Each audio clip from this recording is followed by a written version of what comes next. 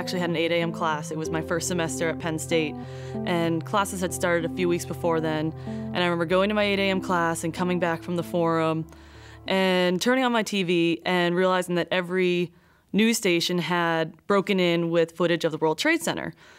And at that point, it was really up in the, no one really knew what had happened. It was really up in the air. And I remember calling my mom and leaving her a message at home saying, "Hey mom, I think someone tried to bomb the World Trade Center again. It's really weird. I'm going to try and call Erin, my sister, who was at NYU at the time." And of course I couldn't get through, there was no way of getting through.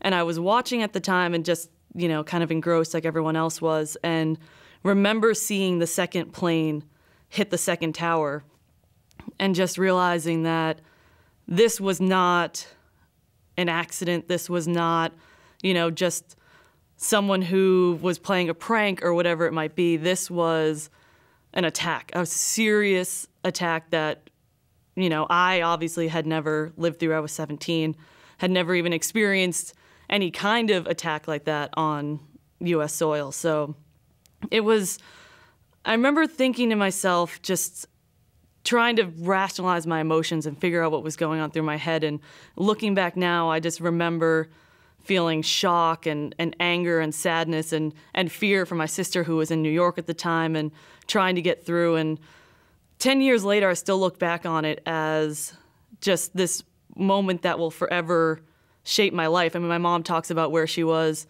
when JFK was assassinated, and I wish I wouldn't have this moment to say, I remember when I was there, but I do, and it's shaped definitely my entire life.